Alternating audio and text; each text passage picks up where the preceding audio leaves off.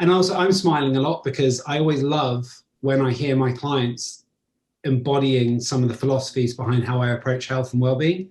So when I start hearing you say what we've talked about in depth back to me fluently and understanding it, I'm like, it's working. You're really resonating with the work you're doing.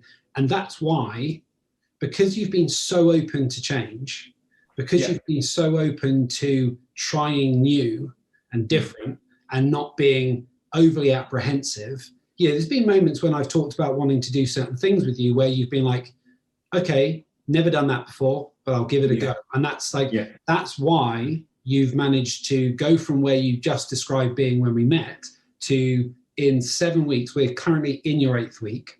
Yeah. You've lost 10 kilos in 7 weeks. Yeah. And you've lost 3 inches off of your chest and back circumference. You've lost 4 inches off around your abs and waist, and you've lost 3 inches off of your hip. Yeah. So that's, I mean, you just told me before we started recording today how you're wearing the next size down trousers for the first time in a long time. Yeah, exactly. Yeah, so I've dropped a size in trouser, and I feel like I'm just passing through, so I'll be changing down another size in a few weeks' time. It's kind of my mentality at the moment. So instead of going shopping, I've sort of been digging out any old stuff that I had.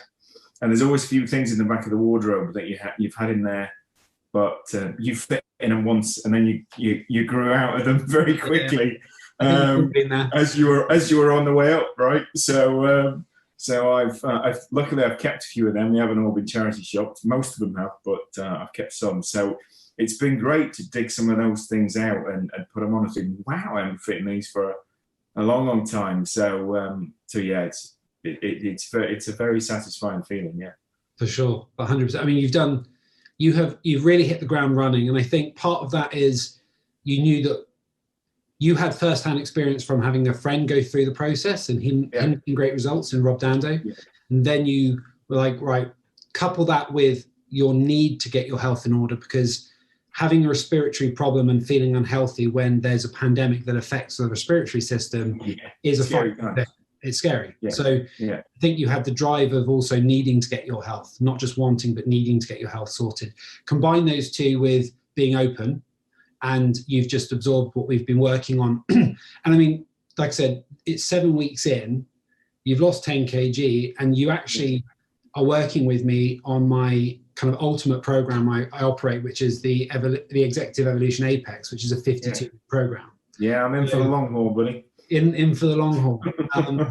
And obviously a large proportion of what we've worked on so far has been about correcting nutritional problems that you had. We've looked at getting you moving again, but we've also incorporated, because you mentioned holistic in the first little bit, we've also incorporated a much more holistic approach. So there's nutrition and exercise is being looked at, but so is your sleep, so is your stress levels, which were a problem before, and so is your mental health and mindset. So first of all, the thing that everyone kind of looks at when they want to lose weight and get healthy is nutrition and exercise. Now, just looking at those 2 pillars of the 5-pillar approach we use at the Executive Health Coach, how has that differed from other approaches to losing weight you've done in the past? Because you mentioned restrictive fad diets and stuff. So how does that differ from what we've been doing? So I would say with this, all the other stuff I've done before, I would call, I've been on diets.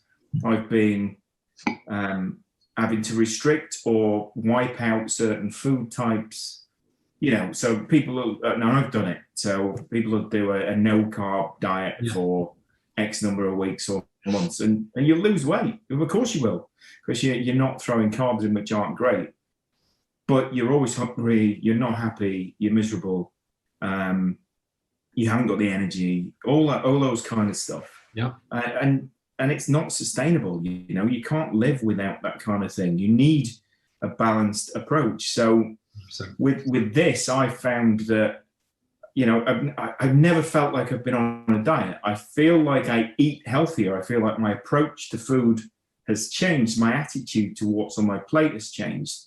And my relationship with food has completely moved away from what it was just a few months ago. but I'm still eating things that I like to eat. Yeah. I've never felt hungry. I've never felt like I'm missing out. I can still have an Indian takeaway. Yes, what I order is now completely different and much healthier, but I can still enjoy a takeaway with the family. I was going to say I could go out for dinner if anywhere was open, but you might get arrested. But yeah, exactly. But nothing. You know, I don't feel like I'm missing out on a single thing. I look forward to my meals. I enjoy my meals. I mean, if anything, I'm enjoying my food more because of everything else that we're doing with it and how that's making me feel. So I have more energy. I'm a lot more alert. I'm a lot more, not just physical energy, but mental energy. I'm less tired all the time because not just the healthier stuff going in, but I think because of all the other things we're doing around the sort of mental aspect or the psychological aspect, the rest, managing the anxiety, managing stress, all the different sort of coping mechanisms and understanding mechanisms, that kind of toolbox approach. How I sort of feel it is, I've got sort of different things that help me with different areas, but you throw them all together and you've got something that really, you know, really works for me. And I've seen it work for Rob as well, which helps.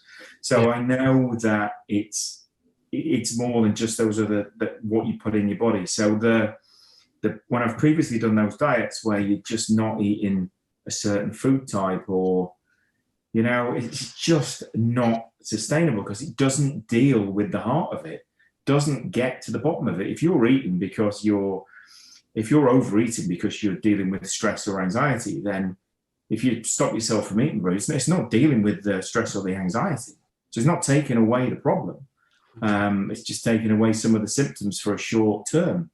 And I've been there, I've done that. So I know that it eventually, because you haven't dealt with the stress or the anxiety or your relationship with food and why you overeat, or, you know, your portion size is too big or whatever, or you're eating the wrong types of food, then, you know, you just need to, for me, it's been really easy to grasp that and throw myself into it because it's interesting, it's educational, I'm learning, I'm figuring things out, you know, which I thought you know, which is great. At 51, I am now, and it's nice to learn new things and figure out new things, not just about what I eat and what I do and how I think, but about myself and my history and my past and how that's impacted who I am today. So it's all really, you know, it's an interesting process to be in.